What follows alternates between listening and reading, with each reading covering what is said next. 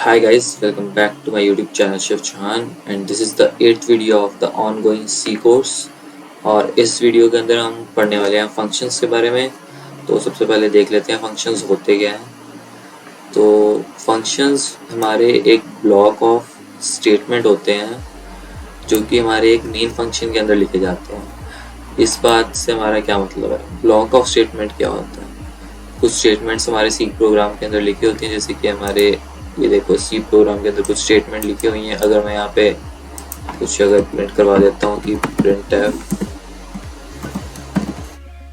आए, तो ये कुछ स्टेटमेंट्स हैं, ठीक है, जो हमें एक आउटपुट देंगी। ठीक है, ये हमें आउटपुट देगा हाई। ठीक है, तो जो हमारा फंक्शन होता है वो एक ब्लॉक ऑफ स्टेटमेंट होता है। ब्लॉक का क्या मतलब हुआ, ब्लॉक मतलब एक पीस ऑफ स्टेटमेंट है जो कि मेन फंक्शन के बाहर लिखा जाता है। मेन फंक्शन के बाहर लिखा जाता है मतलब कि कहाँ लिखा जाएगा, ये मेन फंक्शन के बाहर यहाँ पे लिखा जाएगा, यहाँ पे डिक्लेयर किया जाएगा फंक्शन। ठीक है, तो आगे बढ़ते हैं। It is a group of statement that together form a task, जो कि ये एक ग्रुप ऑफ स्टेटमेंट होती हैं जो कि अकेले एक टास्क को परफॉर्म करते हैं साथ में। ठीक है, तो अब जो ये मेन है ये भी एक फंक्शन होता है।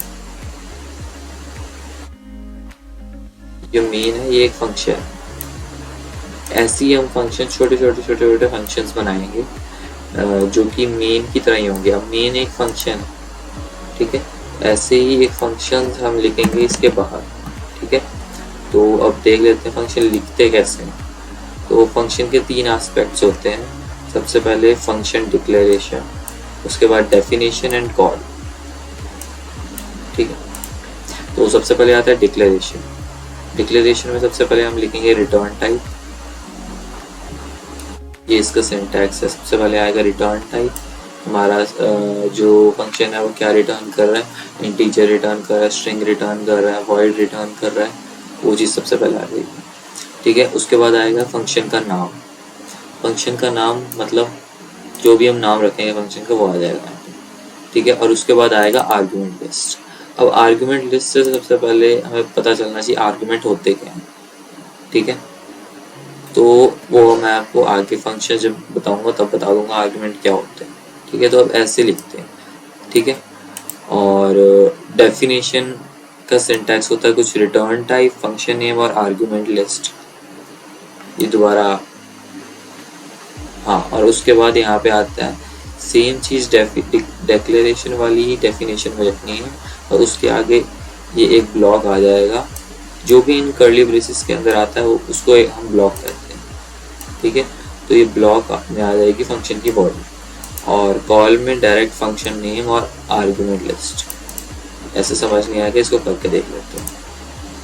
तो ये हमारा था एक, ऐसे था हमारा कोड। ठीक है, तो हमने क्या कहा कि फंक्शन जो होता है वो मेन फंक्शन के बाहर लिखा जाता है। तो मेन फंक्शन के बाहर आ चुके हैं। ठीक है, यहाँ पे हम एक बनाएंगे फंक्शन। फंक्शन मान लो हमने डिक्लेयर करना है। सबसे पहले डिक्लेयर कैसे करेंगे, सबसे पहले आएगा रिटर्न टाइप, उसके बाद फंक्शन नेम और उसके बाद आर्गुमेंट की लिस्ट। ठीक है, तो मैं कहता हूँ कि मेरा सबसे पहले मैं रिटर्न टाइप में कहता हूँ ये वाला फंक्शन मेरा कुछ रिटर्न नहीं करेगा, तो मैं कहता हूँ ये वॉइड रिटर्न करेगा। ठीक है, वॉइड का मतलब होता है खाली, वॉइड रिटर्न टाइप आ गया। अब आएगा फंक्शन का नेम। मैं कहता हूँ एक सम का फंक्शन बना लेते हैं, सम। ठीक है, फंक्शन नेम आ गया। अब आएगा आर्गुमेंट की लिस्ट। आर्गुमेंट की लिस्ट यहाँ पे मैं कह देता हूँ इंट ए और इंट बी। ठीक है, ये मेरा क्या हो गया, ये मेरी होगी फंक्शन डिक्लेरेशन। ठीक है, ये मेरी होगी फंक्शन डिक्लेरेशन। अब इसके बाद मैं कहता हूँ कि मैंने 3 चीज़ें थी। क्या चीज़ें थी, सबसे पहले थी फंक्शन डिक्लेरेशन, फिर डेफिनेशन, और उसके बाद क्या आता है हमारा फंक्शन कॉलिंग। सब डिक्लेयर मैंने कर चुका हूँ। ठीक है, अब डिक्लेयर हमेशा मैंने मेन फंक्शन के ऊपर करना है। कभी भी मैं मेन फंक्शन के नीचे डिक्लेयर नहीं कर सकता, ठीक है। कभी भी मैं मेन फंक्शन के नीचे डिक्लेयर नहीं कर सकता, मेन फंक्शन के अंदर भी डिक्लेयर, अंदर तो कॉलिंग ही करनी है सिर्फ, और कुछ नहीं करना, ठीक है।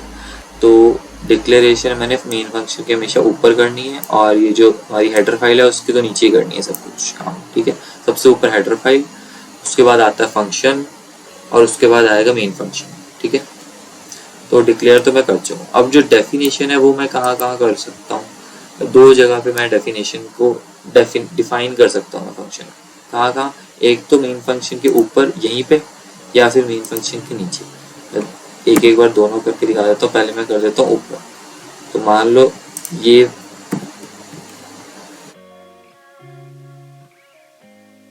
एक फंक्शन था मेरा, ठीक है, ठीक है, ये था ना, यहीं पे डिफाइन कर दिया, ये साथ ही एक ही साथ डिक्लेयर भी कर दिया मैंने, साथ ही मैंने डिफाइन भी कर दिया। मैं कहता हूँ कि एक मैं इंटीजर सी बताता हूँ, और मैं क्या कहूँगा,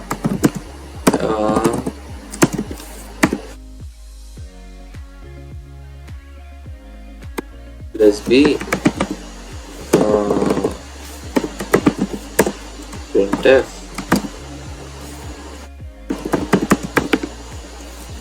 sum is DSC, ठीक है, ये तो हमारा हो गया। तो यहाँ पे मैं कर चुका हूँ इसको डिक्लेयर, डिक्लेरेशन है ये, ठीक है। और यहाँ से लेके यहाँ तक जो है मैं कर चुका हूँ इसको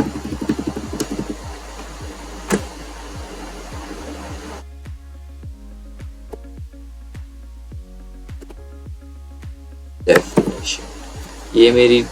ये जो चीज़ है, 5th लाइन जो मेरी है वो है डिक्लेरेशन, और 6 से लेके 9th लाइन तक जो मेरी है वो होती है डेफिनेशन। और ये टोटल मिला के भी हमारी डेफिनेशन ही होती है। ये मैंने साथ ही में डिक्लेयर और डिफाइन कर दिया, ठीक है। एक तो ये तरीका है डिफाइन और डिक्लेयर एक साथ कर देने का, ठीक है। ये मैंने क्या किया, डिक्लेयर भी कर दिया और डिफाइन भी कर दिया एक साथ, ठीक है। अब एक तरीका तो ये होगा, ठीक है। एक तरीका होता है कि मैं इसको कह दूं कि डिक्लेयर तो मैंने तेरे को यहाँ पे कर दिया, ठीक है। फंक्शन अब मैं जो डिफाइन करूंगा वो मैं अलग से करूंगा। अलग से कैसे करूंगा मैं, वो मैं कर दूंगा फंक्शन के नीचे। नीचे कैसे करूंगा मैं कहूंगा सम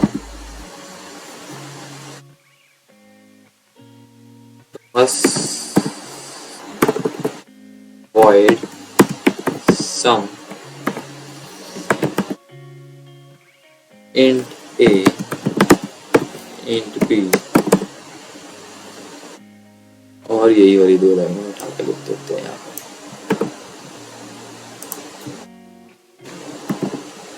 ठीक है। ये मेरी होगी, क्या हो गया मेरा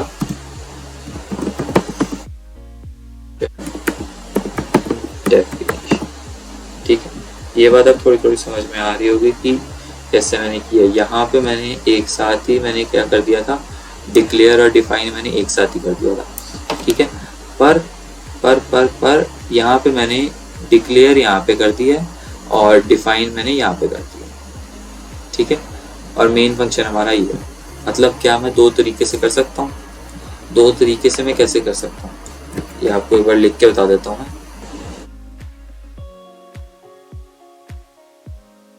ठीक है। उसके साथ अब यहाँ पे सबसे पहले मेरी हेडर फाइल आ जाएगी,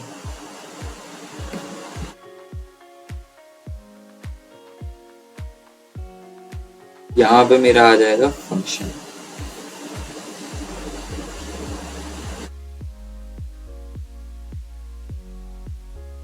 डिक्लेरेशन, ठीक है। यहाँ पे आ जाएगा मेरा मेन फंक्शन, ठीक है। इसके बाद आ जाएगा मेरा फंक्शन डेफिनेशन, ठीक है। इतना आ गया। ये पहला तरीका क्या था मेरा, सबसे पहले मैं एक साथ डिक्लेयर कर दूं, क्या, डिक्लेयर एंड डिफाइन टुगेदर। ठीक है, सबसे पहला तरीका तो ये।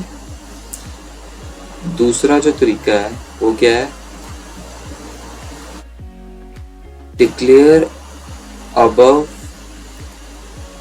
मेन फंक्शन एंड, और दूसरा क्या,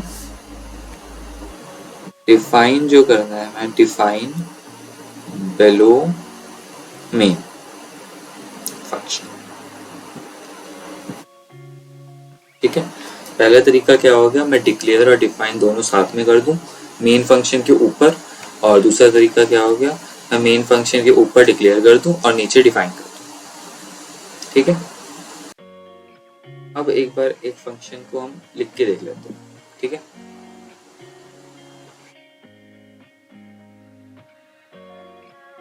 तो सबसे पहले मेन फंक्शन कैसे रन दो, तो सबसे पहले एक मिनट सबको कमेंट आउट कर देते हैं। ठीक है, यहाँ पे नया बनाएंगे हम,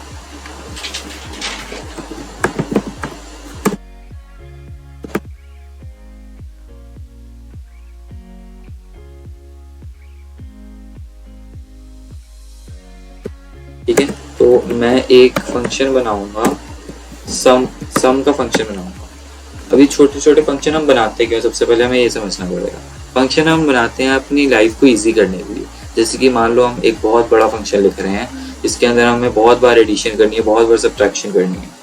ठीक है, तो बजाय मैं बार बार एक ही कोड को लिखता रहूं, इसके बजाय मैं एक फंक्शन बना लूंगा। ठीक है, और उसको ऊपर मैं फंक्शन के ऊपर डिक्लेयर कर दूंगा और डिफाइन कर दूंगा। ठीक है, अब जब भी मेरे को सम फंक्शन का यूज करना होगा, मैं उसको फंक्शन के अंदर कॉल कर दूंगा, सिंपल। ठीक है, तो ये एक बार करके देख लेते हैं। मैं सम फंक्शन बनाऊंगा, मैं सबसे पहले मेन फंक्शन के अंदर आ जाता हूँ और मैं कहता हूँ कि सबसे पहले दो नंबर बना लेते हैं। ठीक है, एक इंट ए बना लेते हैं और एक बी बना लेते हैं। ठीक है, दो फंक्शन बना दिए मैं, इंट ए और इंट बी। ठीक है, अब मैं कहता हूँ कि प्रिंट करता हूँ कि एंटर ए, सबसे पहले ए एंटर करवा लेते हैं। ठीक है, अब मैं क्या कर लेता हूँ, स्कैन भी कर लेता हूँ। ठीक है, परसेंटेज डी, इसको आना चाहिए इसके अंदर, एंड परसेंट ए, ये ए के अंदर मैंने स्टोर करा लिया। अब ऐसे ही मैं क्या करता हूँ, एक एंटर बी भी करवा लेता हूँ। ए और बी तो मैंने एंटर करवा लिया। ठीक है, अब मैं कहता हूँ कि मैं कॉल कर देता हूँ फंक्शन। कॉलिंग कैसे होती है मैंने बताया नहीं पहले, कॉलिंग अब बता रहा हूँ। कॉलिंग जो होती है फंक्शन की, वो होती है सबसे पहले हमने लिखना है, क्या लिखना है हमने, फंक्शन का नाम लिखना है। फंक्शन का नाम मैं बनाऊंगा, मैं एक फंक्शन बनाऊंगा सम, तो सम फंक्शन बनाया है मैंने, और इसके अंदर मैं पैरामीटर्स और आर्ग्यूमेंट्स, अब समझ आएंगे क्या होता है। इसके अंदर मैं पैरामीटर्स डाल रहा हूँ, ध्यान से सुनना। इसके अंदर मैं ब्रेसिस के अंदर मैं डाल रहा हूँ अपने पैरामीटर्स। पैरामीटर्स क्या है मेरे, ए और बी, क्योंकि ए और बी का सम कराना है मैंने। ठीक है, तो ए और बी पैरामीटर्स हैं, तो ए कॉमा बी लिख दूंगा। ठीक है, एक मिनट के लिए इसको यहीं पे छोड़ दो, अभी बताता हूँ ये हो क्या रहा है। ठीक है, यहाँ पे मैं बनाऊंगा एक फंक्शन सम, जो कुछ भी रिटर्न नहीं करेगा। ठीक है, वॉइड सम मैंने फंक्शन बनाया है। यहाँ पे मैं आर्ग्यूमेंट्स डालूंगा इंट ए और इंट बी, और यहीं पे मैं डिक्लेयर भी करूँगा, डिफाइन भी करूँगा। ठीक है, अब मैं बताता हूँ आपको कि आर्ग्यूमेंट्स और पैरामीटर्स क्या होते हैं। ठीक है, तो आर्ग्यूमेंट्स और पैरामीटर्स क्या होते हैं। ठीक है,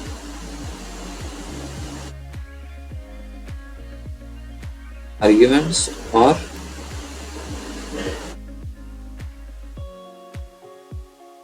पैरामीटर्स। ठीक है, आर्ग्यूमेंट्स जो होते हैं वो होते हैं हमारे, जो हम करते हैं डिक्लेयर या डिफाइन करते हैं ना, जो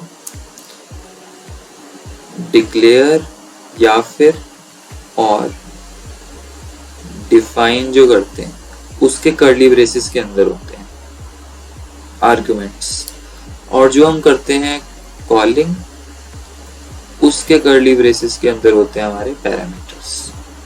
क्या समझ में आया? एक करके दिखाता हूं।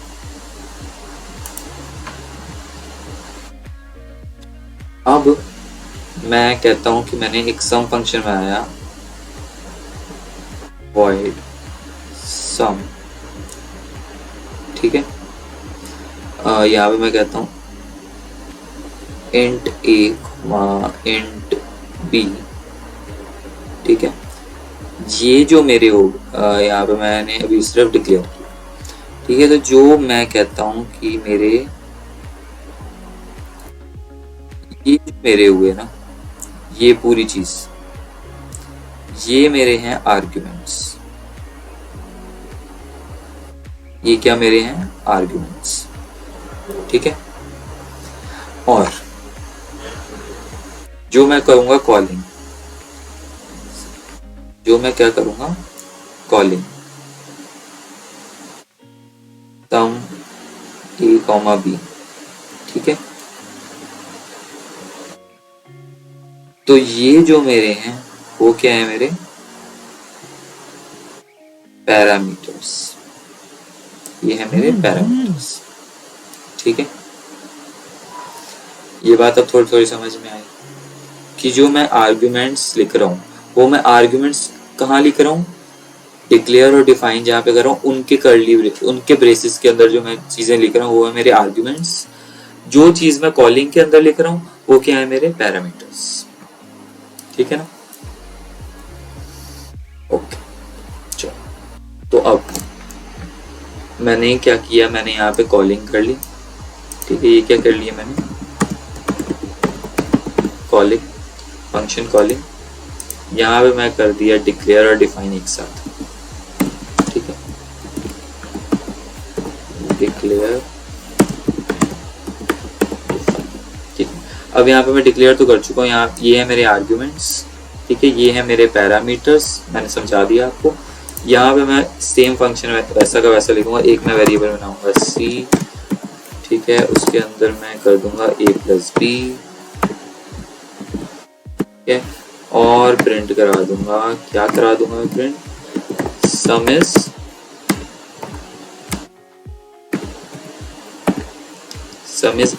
जो सी है वो ऐसा, ठीक है। एक बार इसको रन करके देख लेते हैं।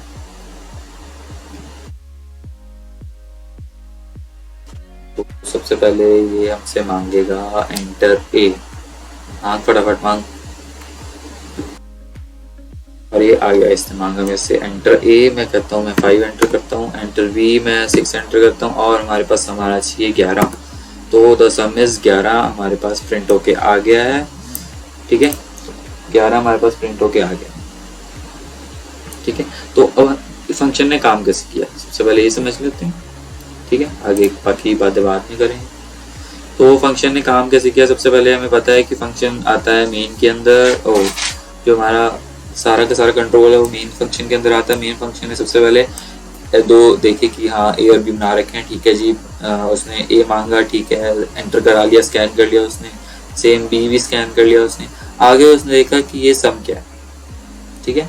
अब मेन मोटिव क्या होता है, हमें डिक्लेयर हम मेन फंक्शन के बाहर ही क्यों करते हैं, मेन फंक्शन के बाद में भी तो कर सकते हैं, ठीक है। जैसे कि डिफाइन करते हैं हम, ये इसलिए करते हैं ताकि हमने जब मेन कंट्रोल, सबसे पहले कंट्रोल मेन फंक्शन के अंदर आएगा, जो भी कोड मेन फंक्शन के अंदर होगा सबसे पहले वो रन होगा, ठीक है। तो सबसे पहले ये रन हुआ, उसके बाद इसने देखा कि सम क्या है। अब क्योंकि हमने सम जो है डिक्लेयर कर रखा है फंक्शन सम को मेन फंक्शन के पहले, तो ये कोई एरर थ्रो नहीं करे। अगर मैं इसी चीज को इसके बाद में कर देता हूँ, इसे करके दिखा देता हूँ, यहाँ से उठा के मैंने इसके बाद में कर दिया, ठीक है। अब अगर मैं कोई चीज रन करूंगा तो ये एरर थ्रो कर देगा। ये देखो एरर थ्रो कर दिया कि इम्प्लिसिट डिक्लेरेशन ऑफ फंक्शन, कि ये कह रहा है कि फंक्शन है कहाँ पे, ये क्या कह रहा है, फंक्शन है कहाँ पे। ठीक है, तो ऐसा हमें नहीं करना है, हमें सबसे पहले डिक्लेयर करना है, ताकि जब ये मेन फंक्शन में देखे सम को ढूंढे तो उसको पता हो कि हाँ मेन फंक्शन से पहले ये डिक्लेयर कर चुका है सम को, मैं डिक्लेयर कर चुका हूँ सम को, ताकि एरर थ्रो ना करे। ठीक है, अब मेन फंक्शन के अंदर हम जो भी चीजें यहाँ पे दे रहे हैं हम उसका डेटा टाइप डिक्लेयर नहीं करेंगे। मैंने यहाँ पे इंट ए और इंट बी नहीं बताया, मैंने बस डायरेक्ट ए और बी को दे दिया। अब वो जाके आर्ग्यूमेंट्स में चेक होगा, पैरामीटर में हमने कुछ नहीं देना, आर्ग्यूमेंट अपने आप चेक करता रहेगा। ठीक है, यहाँ पे मैंने ए और बी दे दिया। अब जो ये वाला सारा का सारा, जैसे ही मैंने इसको कॉल किया, यहाँ से जो है जो हमारा कंट्रोल है वो डायरेक्ट इस फंक्शन के ऊपर यहाँ पे चला जाता है।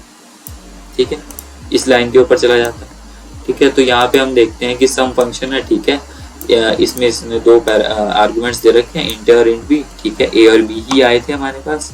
ठीक है, हम इसके अंदर एंटर हो जाते हैं, डेफिनेशन हमने शुरू करते हैं। ठीक है, इसके अंदर एंटर हुए, हमने देखा कि जो भी अब इसके अंदर प्रोग्राम है वो रन हो जाएगा। अब हमने क्या कहा, सी एक इंटीजर बनाया हुआ है और उसके अंदर हम क्या करें, ए और बी को ऐड कर रहे हैं। ए और बी कौन से ऐड कर रहे हैं, जो ये आर्ग्यूमेंट्स थे, जो कि एज अ पैरामीटर पहले हमारे पास कॉलिंग के टाइम पे आ रहे थे। ठीक है, इतना समझ में आ गया। तो इसको इसने सम करके सी में डाल दिया और फिर उसको प्रिंट कर दिया। अब प्रिंट कर दिया तो वो चीज कहाँ पे प्रिंट हो जाएगी, यहाँ पे इसकी जगह पे प्रिंट हो जाएगी। अब क्योंकि यहाँ पे वॉइड था, रिटर्न टाइप वॉइड था हमारे पास, इसलिए हमें कोई दिक्कत नहीं हुई, इस आसानी से प्रिंट हो गया। ठीक है, ये बात तो समझ में आ गई कि हमें फंक्शन बनाते क्यों हैं, कैसे बनते हैं, डिक्लेयर, डिफाइन और कॉलिंग कैसे होती है। अब छोटे छोटे फंक्शंस ऐसे ही हम बना सकते हैं। इसकी रिटर्न टाइप चेंज करके हम कुछ भी कर सकते हैं। जैसे कि मैंने कहा रिटर्न इंट मैंने लिख दिया मान लो। ठीक है, तो यहाँ पे जब मैं यहाँ पे अब मैंने एक सी में वेरिएबल में स्टोर कर चुका था सम, तो मैं डायरेक्ट कह सकता था कि रिटर्न कर दो, क्या रिटर्न कर दो, सी को रिटर्न कर दो। ठीक है, पर क्योंकि यहाँ पे रिटर्न सी कर रहा हूँ तो यहाँ पे मुझे इसको printf के अंदर लिखना पड़ेगा, इसके अंदर लिखना पड़ेगा मेरे को, printf के अंदर लिखना पड़ेगा इसको। मैं कह दूंगा यहाँ पे printf और डायरेक्ट यहाँ पे लिख दूंगा मैं सम a, b। ठीक है, ओके, तो यहाँ पे क्या आ जाएगा, डायरेक्ट आंसर आएगा हमारे पास 11।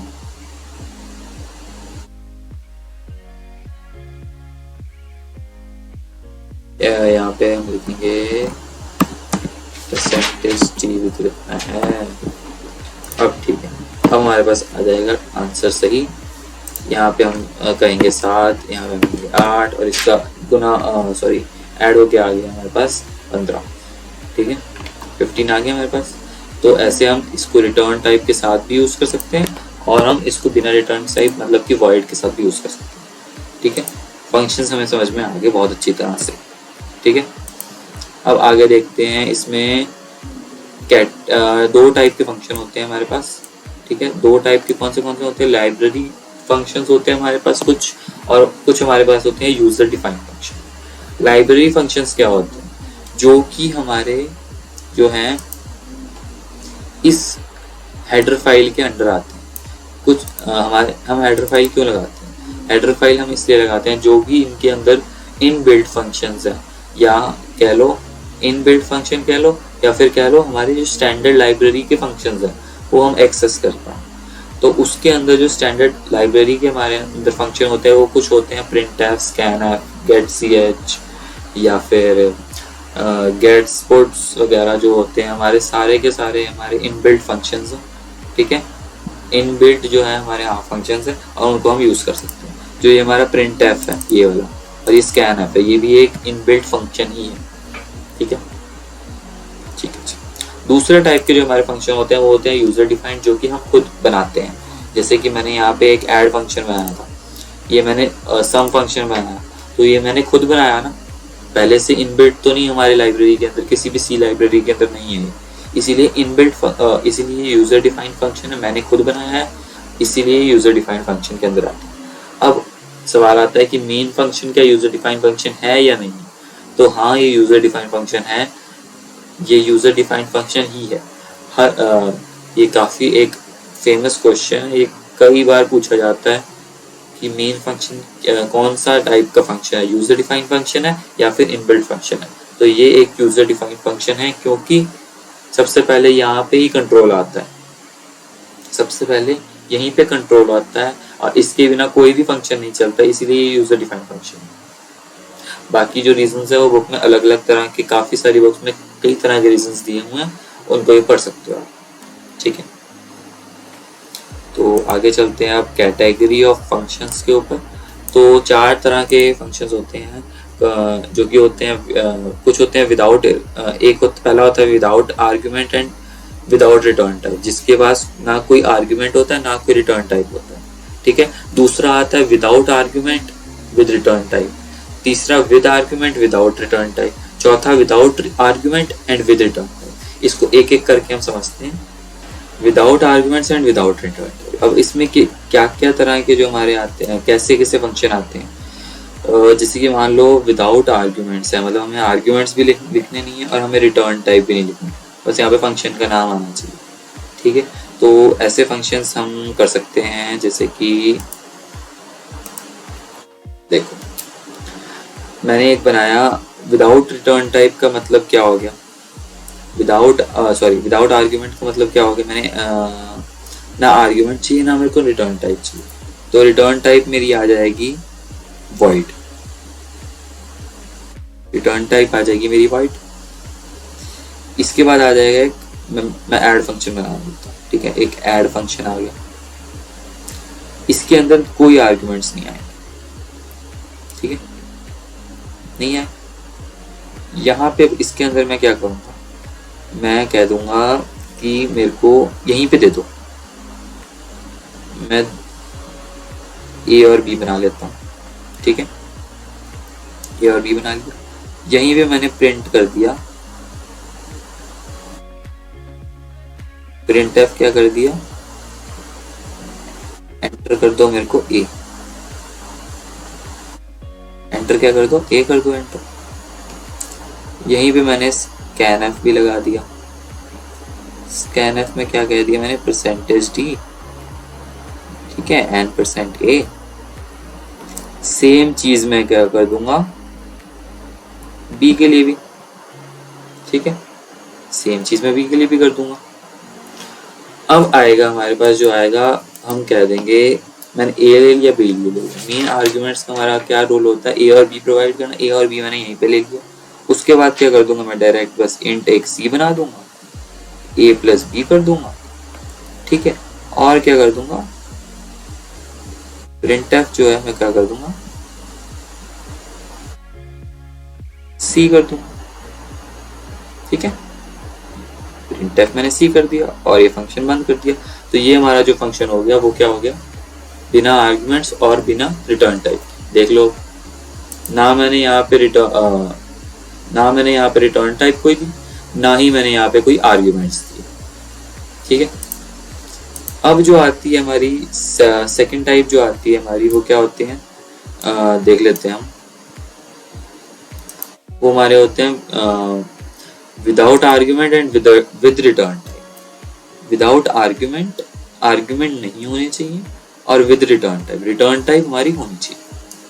तो रिटर्न टाइप हमारी होनी चाहिए, तो सेम फंक्शन हम बना लेते हैं, ऐड फंक्शन में बना लूंगा, बस यहाँ पे एक इंट आ जाएगा, इंट ऐड आ जाएगा, ठीक है। यहाँ पे ये चीज नहीं होगी, सेम चीज मैं ए लूंगा, एंटर करवाऊंगा मैं ए, ठीक है, मैं बी भी एंटर करवाऊंगा, ठीक है। उसके बाद मैं इंट सी के अंदर मैं ए प्लस बी भी कर दूंगा, ठीक है।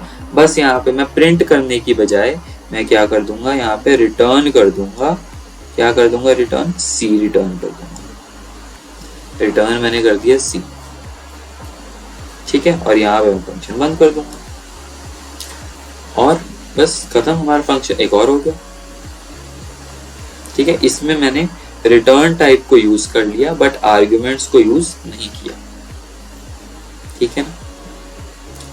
अब अगला जो होता है वो है विद रिटर्न टाइप विदाउट हाँ, with arguments without return type. Argument जो है हमारे पास होने चाहिए, रिटर्न टाइप जो है हमारे पास नहीं होनी चाहिए। ठीक है, ये आ गया समझ में। रिटर्न टाइप नहीं होनी चाहिए तो एक वॉइड बना दो। ठीक है ना, रिटर्न टाइप नहीं है वॉइड बना दो। फिर से ऐड फंक्शन बना दो। ठीक है, अब आर्ग्यूमेंट होनी चाहिए तो ए और बी बना दो। यहाँ पे ए यहाँ पे ये गलत है, मैंने कहा वॉइड मैंने बना दिया।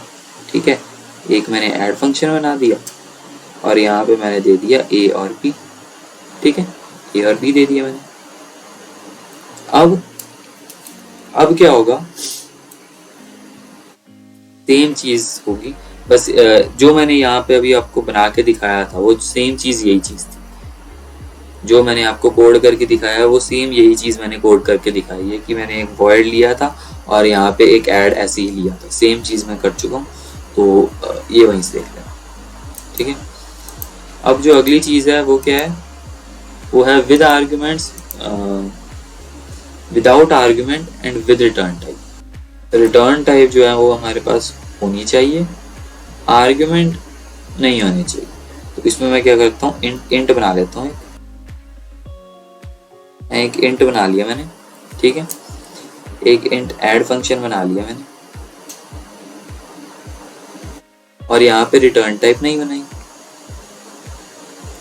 फिर से यही चीज मैंने आपको करके भी दिखाई हुई है, सेम चीज मैंने करके दिखाई है। आप कि क्या करके दिखाया है, यहाँ पे मैंने ए और बी अपनी तरफ से इसी के अंदर एंटर करा लूंगा और रिटर्न कर दूंगा मैं आपको वही रिटर्न सी कर दूंगा और वहां पे हमारे प्रिंट हो जाएगा। ठीक है, तो ये चारों भी मैंने आपको करके दिखा दिया। ठीक है, तो अब आता है हमारे एडवांटेज। ये हमारे हो गए कैटेगरी, हमने चारों की चारों डिस्कस कर ली। ठीक है, अब आते हैं एडवांटेज ऑफ फंक्शन। फंक्शन के हमारे एडवांटेज क्या हैं। फंक्शन के एडवांटेज जैसे कि मैंने बताया आपको, कोड रीयूजेबिलिटी आपको मिल जाती है कि हमें एक ही बार फंक्शन लिखने की जरूरत है, उसके बाद पूरे के पूरे मेन फंक्शन में जितनी बार भी आपने ऐड करवाना है उतनी बार आप बस कॉल कर दो और फंक्शन चल जाएगा। ठीक है, जितनी मर्जी बार n नंबर ऑफ टाइम्स आप एक प्रोग्राम को चला सकते हो, रीयूजेबिलिटी आपकी बढ़ जाती है। ठीक है, और जो हमारा प्रोग्राम है और ऑर्गेनाइज लगता है कि मतलब ऐसे बार बार बीच में चीजें नहीं आ रही, एक ऑर्गेनाइज वे में चलता है कि हाँ यार कॉलिंग हो रही है तो ऊपर जाके कॉलिंग कर रहा है। ठीक है, और ऐसी बस फंक्शन हो जाता है खत्म। तो इतना ही था आज के फंक्शंस के अंदर। अब फंक्शन हम किसी भी टाइप का लिख सकते हैं, ऐड कर सकते हैं, डिवाइड कर सकते हैं। कोई हमने कुछ और फंक्शन कराना है, मान लो हमें डिवीजन करानी है या फिर हमें कोई कैलकुलेशन करानी है, मल्टीप्लिकेशन की कैलकुलेशन करानी है, या फिर मान लो किसी का डेटा इनपुट करवाना है, बार बार एक ही चीज़ का इनपुट करवाना है, तो वो चीज़ें हम फंक्शन के थ्रू कर सकते हैं। ठीक है, बहुत आसानी से कर सकते हैं। और फंक्शन कुछ बड़ी तोप चीज़ नहीं है, बहुत ही आसान चीज़ है। ठीक है, काफ़ी इजी है और आपको समझ में भी आ गई होगी। एक दो बार बस प्रैक्टिस करो और समझ में आ जाएगी। ठीक है, और ऑनलाइन आप देख सकते हो इसके एग्जाम्पल वगैरह, जो प्रैक्टिस कर सकते हो आप, तो आपको बहुत आसानी से एक दो दिन में फंक्शन आ जाएंगे, बहुत अच्छे से अच्छे तरीके के फंक्शन आ जाएंगे। ठीक है, तो बस आज की वीडियो में तो इतना ही था। ठीक है, तो मिलते हैं अब अगली वीडियो के अंदर। तो अगली वीडियो, अब तो मेन टॉपिक शुरू हो गए हैं इस कोर्स के, तो अब ध्यान से बहुत अच्छे से मन लगा के देखो वीडियोस, और बस लाइक शेयर और कमेंट कर देना वीडियो को। बस तो आज की वीडियो में इतना ही, मिलते हैं नेक्स्ट वीडियो में।